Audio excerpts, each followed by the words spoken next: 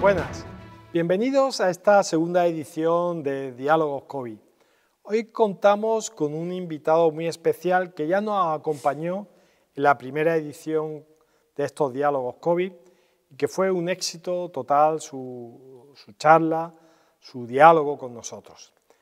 Hablamos del profesor Antonio Alonso, catedrático de Inmunología, que puso luz en un tema tan complejo como es la inmunidad frente a los virus.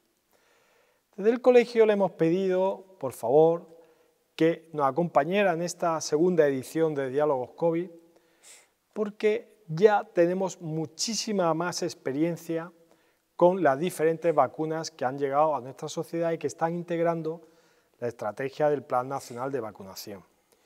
Y queremos saber qué ocurre en la inmunidad cuando entra en contacto nuestro organismo con estas nuevas vacunas.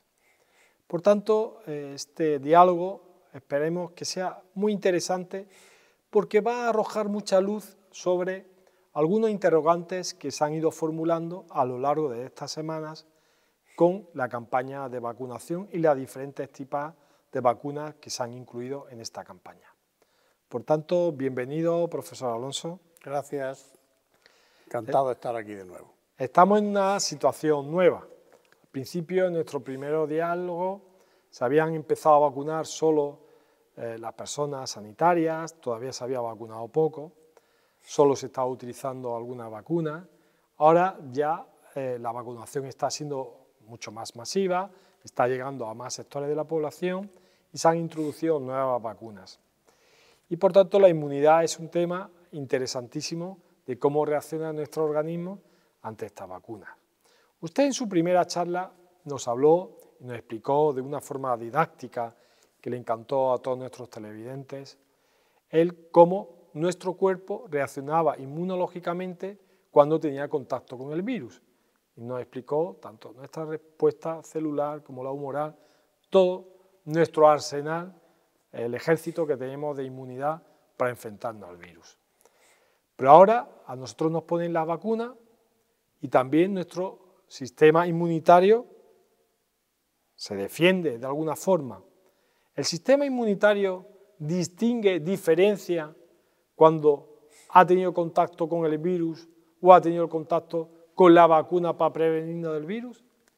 Bueno, nuestro sistema de defensa se viene entrenando desde hace millones de años para poder detectar y luchar de una manera eficiente contra nuestros enemigos naturales, los virus, las bacterias. Y hemos aprendido con el tiempo de que la respuesta es óptima cuando el sistema inmunológico detecta algo que es extraño y además que es peligroso. De tal manera que tenemos, por ejemplo, en el tubo digestivo bacterias que obviamente son extrañas a nosotros, pero no son peligrosas. De hecho, nos aportan vitaminas que no podemos extraer de los alimentos, por ejemplo, y no reaccionamos contra ellas. Le sacamos beneficio, como digo. Por tanto, nos hacen falta dos criterios, extraño y peligroso, para que haya una respuesta potente. Un órgano trasplantado es un cuerpo extraño, pero no es peligroso. Entonces, hay una reacción modesta de rechazo, pero ya sabemos que las personas viven felizmente con órganos trasplantados. Por tanto, ¿qué perseguimos con una vacuna? Lo que perseguimos es que sea capaz de lanzar el mensaje, aquí estoy, soy extraño y además soy peligroso. Si una vacuna es capaz de dar esos dos mensajes, será una vacuna muy eficiente. Y puedo decir que todas las que estamos usando contra este virus, el coronavirus de esta enfermedad, cumplen esos dos requisitos. Con distintas eficiencias, con distintas características, con distintos mecanismos, pero todas ellas cumplen esos dos requisitos. Extraña y peligrosa. Extraña y peligrosa. Nuestro organismo lo estudia, se enfrenta a ella y entonces, por lo que usted me cuenta, de alguna forma la vacuna hace que responda nuestro organismo igual que si fuera el virus, efectivamente, con las mismas armas. No, de hecho, no es capaz de distinguir si lo que ha llegado es el virus o la vacuna. Hace una respuesta que no es idéntica a la que hace cuando llega el virus real, pero que nos va a defender de ese virus. Por tanto, es un avance magnífico para todos aquellos que hablan de movimiento antivacunas, que dudan de las vacunas. Es un adelanto científico mayúsculo la introducción de las vacunas, porque hace que nuestro organismo pueda reaccionar igual que si se estuviera enfrentando a la propia enfermedad, generando la misma inmunidad, ¿no? Bueno, el movimiento antivacunas existe porque tiene que existir de todo en el mundo, pero no tiene absolutamente ningún sentido, ningún fundamento científico, ni ningún soporte lógico para que continúe, pero tiene que haber de todo. Avancemos. Imagínese usted que le inyectamos la misma vacuna a 1000 personas. ¿Todas las personas quedan protegidas? ¿O dentro de esas 1000 personas que le hemos puesto la vacuna, unas quedan protegidas y otras no?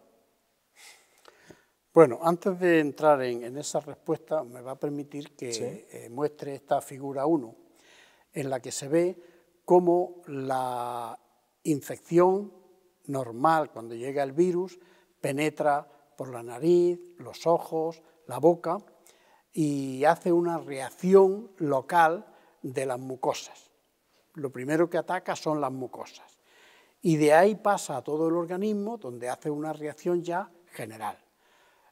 Lo que quiero llamar la atención es que cuando tenemos la infección, las mucosas quedan dañadas, pero también establecen una línea de defensa. Sin embargo, si se ve abajo a la derecha en esta misma figura 1, cuando nos ponen la vacuna entra por un punto distinto. No entra por las mucosas, la metemos directamente en el brazo. Es decir, que nos hemos saltado ese escalón tan estupendo que era dañar a las mucosas para que haya una respuesta de las mucosas. Por tanto, una persona vacunada no ha establecido una defensa de mucosas y cuando llega el virus no lo va a infectar, puesto que tiene su defensa en el organismo, pero las mucosas no tienen la defensa, no tienen la IgA de la secreción, ese anticuerpo que defiende a las mucosas. Por eso se dice que el que ha recibido la vacuna no padece la enfermedad, pero sí puede infectarse sus mucosas, toser, estornudar y contaminar a los demás. Eso es interesantísimo, porque es la pregunta que nos han hecho muchas personas, ¿no? Bueno, yo estoy vacunado, pero me puedo infectar, es por la razón que usted había comentado, ¿no? Claro, a alguien se le ocurriría decir, bueno, ¿y por qué no hacen una vacuna que en vez de pincharlo en el brazo, por las mucosas? Entre por las mucosas. Bueno, primero hemos ido con mucha prisa, obviamente, y eso no se consigue en 2 días. Pero hay una vacuna que la ha desarrollado un médico español, el profesor Enjuanes, que se va a aplicar en cuanto esté terminada en spray por las fosas nasales o por la boca. Eso quiere decir que va a entrar por el mismo lugar que penetra el virus. Facilísima de aplicar y además va a proteger no solamente al que recibe la vacuna, sino a otras personas, porque el vacunado cuando reciba el virus lo va a neutralizar inmediatamente y aunque tosa o estornude, no lo va a pasar a los demás. No va a ser capaz de transmitirlo a los demás. Efectivamente. Bien.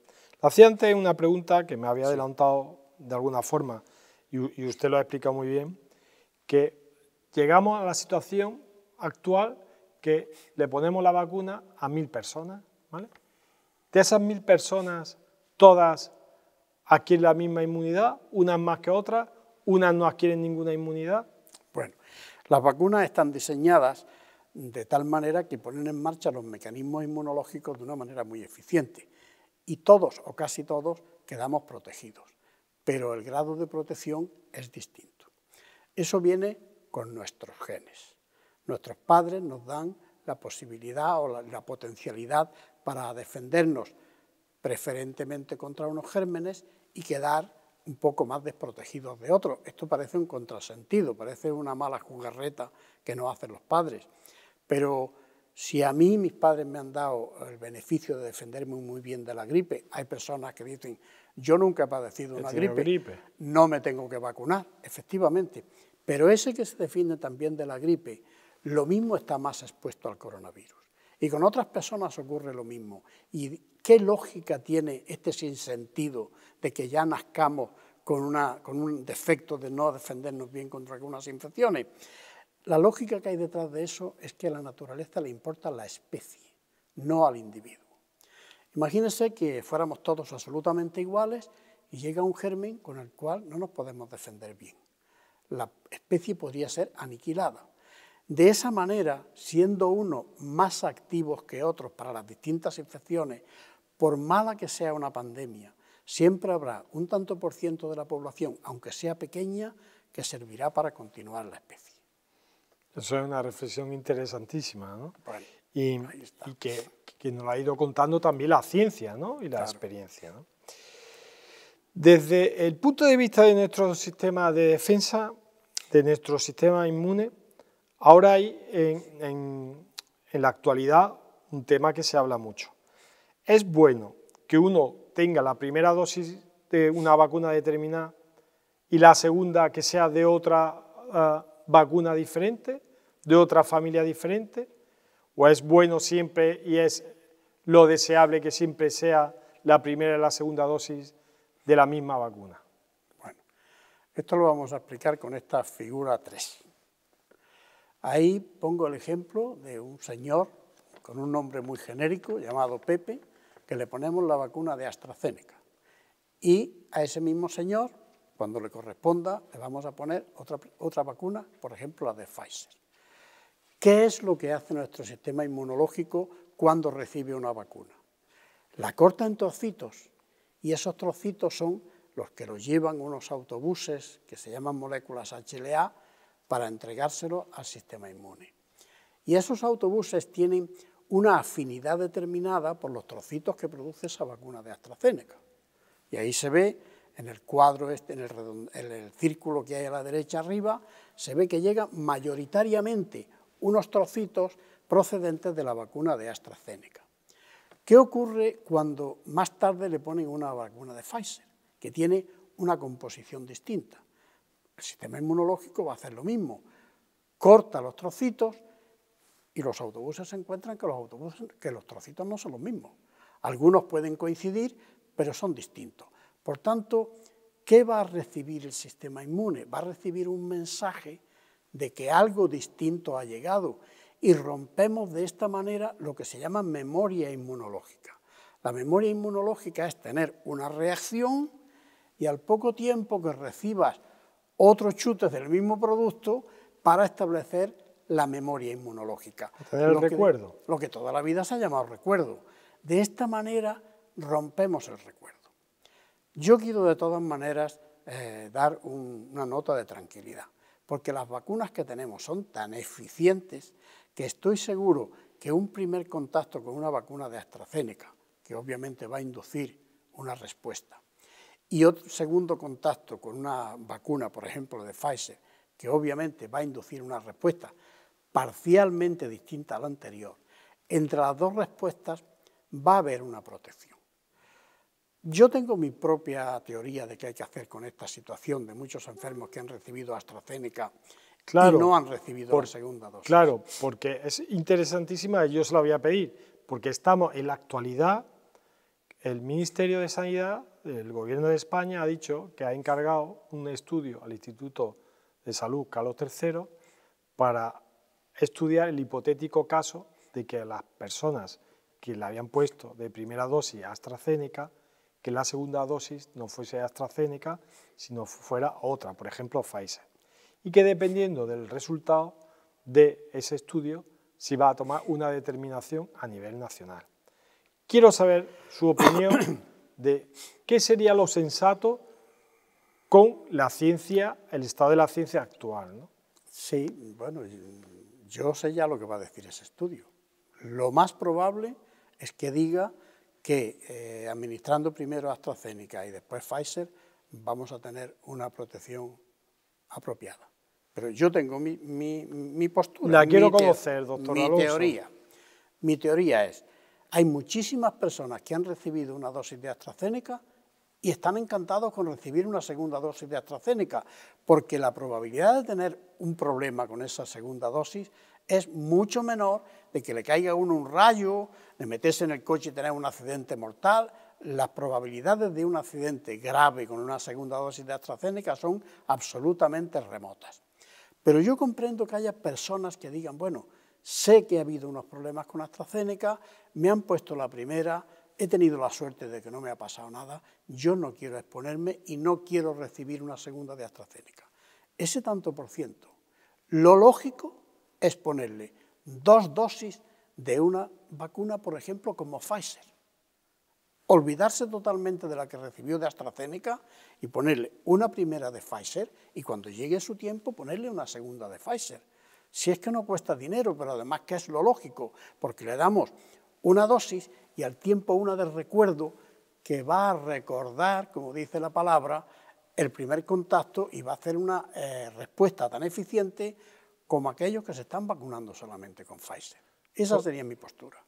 Por tanto, la propuesta Alonso, que así la vamos a bautizar, ¿no?, desde aquí, desde Málaga, es que los pacientes, los ciudadanos que han recibido la primera dosis de AstraZeneca, de alguna forma se le proponga ponerse una segunda dosis aceptando y asumiendo los riesgos de esa segunda dosis, que son escasísimos, pero existen.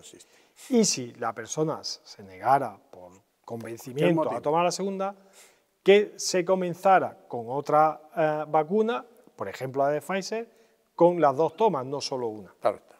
Perfecto, entendido. Yo creo que la propuesta, Alonso. Es que eso no nos puede llevar al error nunca, porque además le vamos a poner 2 dosis de Pfizer siguiendo exactamente el protocolo que dice la firma comercial que ha fabricado la vacuna. No nos vamos a salir del prospecto ni un milímetro. Pues interesantísima su reflexión y su aportación.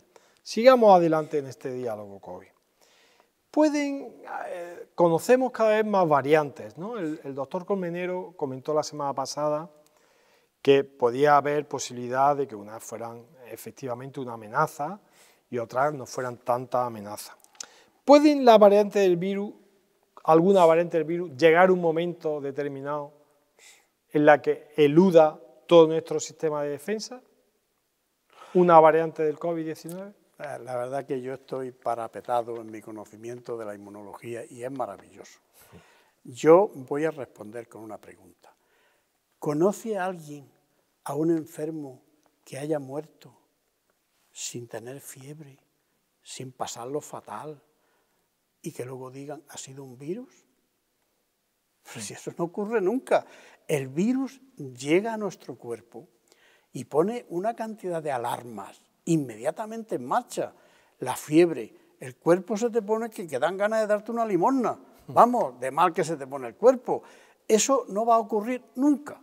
Sería la primera vez en la historia que viniera una mutante de este virus y por arte de magia, de buenas a primeras, nuestro sistema inmune no se enterara. No va a ocurrir jamás. No ha ocurrido en la historia y no vamos no va a ocurrir, no va a ocurrir. Pero además es que tengo más cosas que decir. Dígame. Porque el virus, nosotros creemos que el virus tiene las de ganar y el virus tiene todas las de perder. Y además el tiempo corre en contra del virus. Porque el virus, en cuanto tiene una mutación, lo más probable es que esa mutación haga que se elimine totalmente. Es un suicidio para el virus. ¿Qué ocurre? Que algunos hacen una mutación que no es tan mala para el virus y es un poquito mala para nosotros. Esos triunfan y son los poquitos que estamos viendo. ¿Cuántos de esos han surgido? Uno en Brasil, otros de la India, uno en Inglaterra, pero hombre, si los podemos contar con los dedos de una mano, las mutaciones que han salido malas, todos los millones y millones de mutaciones que está teniendo el virus van en su contra y se están muriendo como chinches y nosotros, pues obviamente y gracias a Dios, no nos enteramos. Primero, por eso el virus tiene la de perder. Otro factor que tiene en contra el virus, en nuestra población, en la población del globo, desde el primer momento, y yo lo vengo diciendo, se está produciendo la selección natural. Antes he dicho que cada persona tiene su tendencia natural a defenderse contra las infecciones. Unos lo hacemos muy bien, otros lo hacemos peor. Contra este virus hay muchas personas en la población que por la herencia de sus padres ya venían prediseñados para no defenderse muy bien. ¿Qué ha pasado con esos enfermos? desgraciadamente Han han muerto. ¿Qué quiere decir? Que el virus tiene menos opciones para infectar. Pero es que además, otra barrera tremenda que le estamos poniendo al virus, es que nos estamos vacunando. Y al vacunarnos, la persona que ya ha tenido una respuesta es un candidato menos que tiene el virus para saltar. Por tanto, el virus tiene los días contados. Vamos, yo estoy seguro, me voy a tirar a la piscina, y no soy tonto, y la piscina creo que tiene un poco de agua, ¿eh? No sé si al final de este verano o en Navidades este problema no estará totalmente terminado, pero estará muy mejorado. Pero tengo que advertir que tenemos un gran peligro, y eso hay que subrayarlo. Y son todos los países pobres que no están teniendo acceso a la vacuna. Ahí tenemos en ese África y en otros lugares del mundo que no tienen acceso a estas vacunas, unos cultivos de virus que pasan de unas personas a otras, hacen mutaciones y en un momento determinado, con todos los medios de comunicación que hay hoy en día, nos pueden asaltar esas mutaciones de virus que han hecho tantos experimentos en esos lugares pobres. Mire usted por dónde un virus nos va a obligar a ser generosos. Y ser generosos va a significar no darle las vacunas, ir a ponérselas, porque ya sabemos lo que pasa en esos países cuando se le dan beneficios y no se controlan, que pueden terminar en el lugar más insospechado.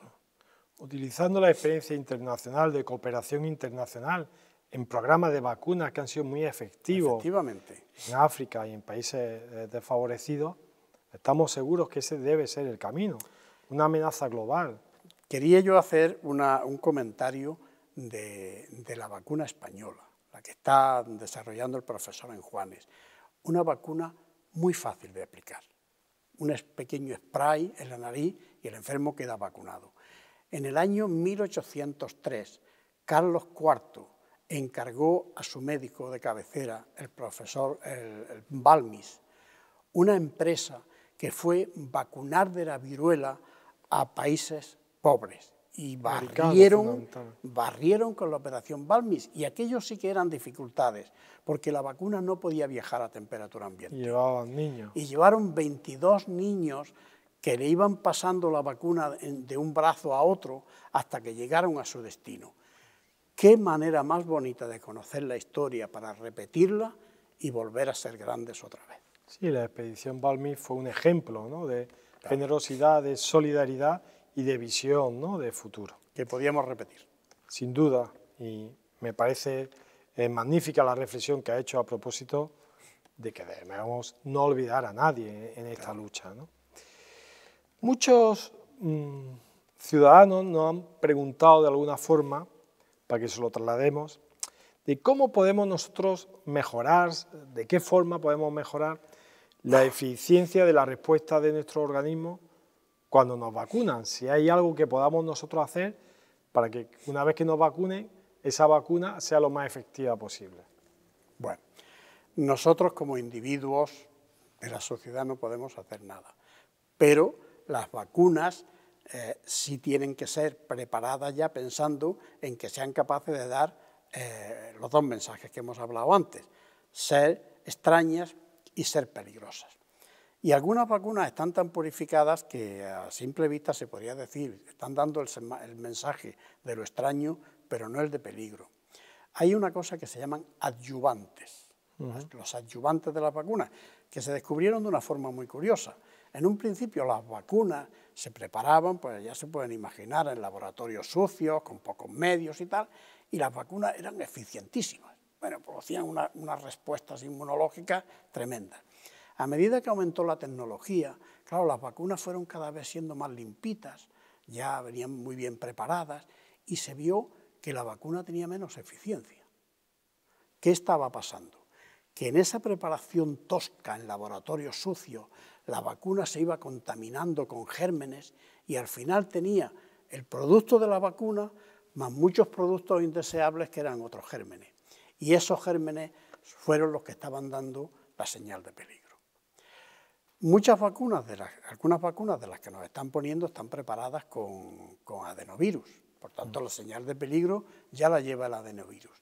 Pero hay unas vacunas en especial, las más purificadas, la RNA. la Comirnaty y la de Pfizer, que lo que llevan es la información para que se produzca un RNA mensajero, y ese RNA mensajero produce una sola proteína, es decir, lo menos que se vende en botica para una vacuna.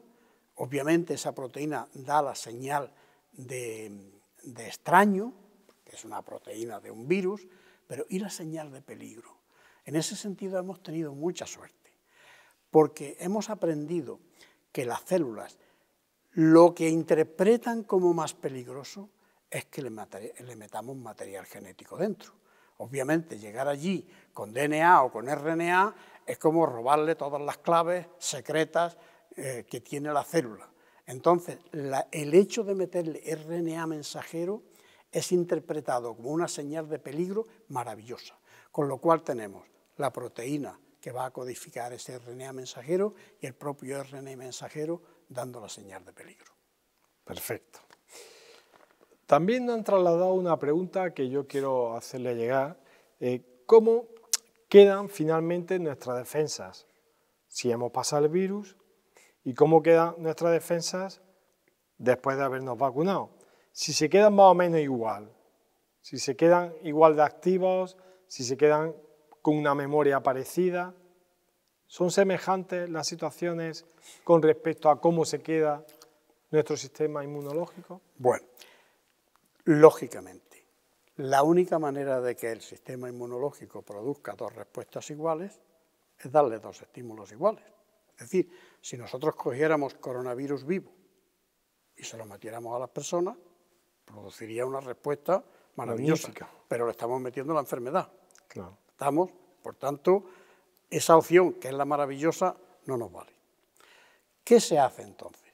Pues se pueden utilizar, como demuestro en esta figura 4, coronavirus que se llaman atenuados. Es decir, son coronavirus que se han tratado bien por productos químicos o físicos para que ese virus no se pueda reproducir. Pero lleva todos los ingredientes para inducir una respuesta. Y vamos a tener respuestas contra todas las proteínas que tiene el virus. La proteína S, que es la más importante porque es la que utiliza, pero hay otras proteínas, la E, la N, etcétera, que también nos producirían una respuesta. ¿Nos interesa mucho esa otra respuesta de anticuerpos? Pues realmente no lo sabemos. Lo que sí sabemos es que los anticuerpos contra la proteína S son maravillosos porque impiden que el virus... De hecho, esos otros anticuerpos ni siquiera los podemos medir en el laboratorio. Es decir, cuando nosotros, ya lo comentó la otra ocasión. Cuando nosotros vamos a un laboratorio que nos miden los anticuerpos contra el coronavirus, lo único que van a detectar son los anticuerpos contra la proteína S. Otra cosa que podemos hacer, como hacen otras vacunas, es utilizar adenovirus modificados. Son esos en que le meten el RNA mensajero dentro de lo que es el genoma de un adenovirus. Obviamente, ¿qué vamos a tener? Vamos a tener anticuerpos contra todo lo que es ese virus extraño, esta es la típica de AstraZeneca y tal, contra el adenovirus extraño, pero también contra la proteína S, que es lo que ese adenovirus lleva como genoma para que se produzca. Esos otros anticuerpos no nos interesan para nada, pero yo me pregunto, ¿no podrían estar detrás de las reacciones esas adversas que ocurren en algún momento? Esos anticuerpos tampoco los estamos teniendo en cuenta, no se pueden medir, etcétera, etcétera. Y luego están las más sencillas, las de Comirnaty, las que llevan el RNA mensajero. Las dos vacunas esas que hay que llevan RNA mensajero, que obviamente, como llevan un RNA mensajero para codificar específicamente la proteína S, van a producir solamente anticuerpos contra la proteína S y son las que están dando menos problemas. También se está estudiando vacunar ya solamente con la proteína. Lo que pasa es que para vacunar a la población nos hacen falta 20 trailers de proteína. ¿Dónde se consigue esa proteína? Es decir, hay muchísimos problemas estratégicos por los cuales algunas vacunas que nos parecen maravillosas. Sí, que conceptualmente sería fácil. Sí, maravilloso desde el punto de vista inmunológico. Pero logísticamente, a la hora de producción es imposible. Es inviable, es inviable. Bien, estamos llegando al final de este diálogo que Bien. está siendo tan interesante, ¿no? Y sí quería hacerle una última pregunta, es que muchas veces también nos lo dicen, ¿no?, nuestros televidentes. ¿Cómo podemos saber si estamos protegidos después de la vacuna y cuánto tiempo estamos protegidos después de habernos vacunado del COVID? Porque va a ser importantísimo una vez que la gran mayoría de la población esté vacunada en este verano, ¿no? ¿Cómo puedo saber si estoy protegido y cuánto me va a durar esa protección? Bueno, realmente esa es una pregunta muy fácil y además no vamos a tener que hacer ninguna indagación. Solamente tenemos que estar pendientes a la televisión, a los medios, que digan fulanito que se vacunó hace 6 meses ha pillado otra vez la enfermedad. Ya está. Oye, ¿qué vacuna se puso? Porque yo me he puesto la misma. A ver si no voy a tener defensa. Eso hasta ahora no está ocurriendo. No está ocurriendo. Luego, las vacunas hasta hoy, maravillosas. ¿Qué va a ocurrir dentro de un año? No lo sabemos. Pero hay vacunas, como hemos dicho ya en otras ocasiones, que han inducido protección durante más de 100 años. No quiero decir que este vaya a ser el caso, pero en el peor de los casos. Vamos a imaginar que las vacunas que nos están poniendo inducen protección durante 2 años. Bueno, pues a lo mejor tenemos que entrar en una situación como la gripe, que nos vacunamos periódicamente y a lo mejor a personas que estén en riesgo, personas mayores, etcétera. Pero hasta ahora las vacunas están, lo cual es un hito histórico increíble. Que haya un grupo de vacunas y que todas funcionen bien y que se hayan hecho en un tiempo récord, esto es maravilloso. Vamos, no podíamos ni soñarlo hace unos meses. Así es que va a ir todo bien. Pero además voy a decir otra cosa para tranquilizar al personal. Si alguien tiene duda si ha quedado o no ha quedado inmunizado, lo único que tendría que hacer es hacerse una medición de anticuerpos por una técnica sensible. Pero yo lo que estoy diciendo en este momento es que eso hoy por hoy no hace falta. A lo mejor llega un momento en que alguien dice, oye, que me tocaría vacunarme otra vez porque han pasado 2 años, voy a ver si tengo anticuerpos. Y si tienes anticuerpos, a lo mejor te puedes librar de la vacuna. Pero es que esas preguntas no es el momento de planteárselas ahora mismo porque todo va muy bien. De momento lo único que quiero transmitir es tranquilidad porque el tema de las vacunaciones está funcionando de escándalo desde el punto de vista inmunológico. El mensaje a la población es que están funcionando muy bien y que hay estudios en activo ahora para saber si en un futuro hay que revacunarnos y ver el periodo, ¿no? Efectivamente. Última pregunta y con esto nos despedimos. Muy bien. ¿Usted ve con optimismo el que una vez que estemos una gran parte de la sociedad española vacunada podamos volver, no a aquella nueva normalidad que nos vendieron el verano pasado, sino a la vida cotidiana que teníamos previamente? Vuelvo otra vez a lo que dije antes, el virus lo tiene cada vez más difícil. El virus que esté ahora mismo en una persona se va a encontrar rodeado de uno que pasó la enfermedad y se ha recuperado, por tanto ya está protegido, de otro que está vacunado, de otro que sus padres le dieron una capacidad de respuesta maravillosa y ni este virus ni otros muchos a lo mejor los van a poder atacar. Luego el virus, así es como mueren estas pandemias. El virus llega a un momento en que salta a distintos individuos y esos distintos individuos le dan una cosa al virus y no hay más enfermedad. Y eso creo que va a ocurrir, no me atrevo a dar una... Aquí hay hemeroteca. Sí, ya, pero yo creo que va a ocurrir pronto. De hecho, no sé si en los medios de comunicación ya viene que el virus está atacando a personas cada vez más jóvenes. Eso no es arte de magia, ni el virus es inteligente. ¿Qué ocurre? Que ya no tiene clientela entre las personas mayores, porque unos se han recuperado de la infección, otros están vacunados y otros han muerto. Y a medida que vayamos bajando en la edad, con vacunaciones y enfermedades que se han recuperado, el virus lo vamos a arrinconar. Y eso va a ocurrir al final de este verano. Pues muchísimas gracias, profesor Alonso. Muy bien. Nos quedamos con este mensaje positivo, con la esperanza que en breve, en un tiempo razonable, esta pandemia sea una enfermedad abordable por nosotros, que no genere tanto sufrimiento como ha generado hasta ahora y que volvamos a tener nuestra vida cotidiana con nuestras grandezas y con nuestras miserias. Muchísimas gracias por estar una semana más ustedes con nosotros y solo decirles que la semana que viene seguiremos con Diálogos COVID.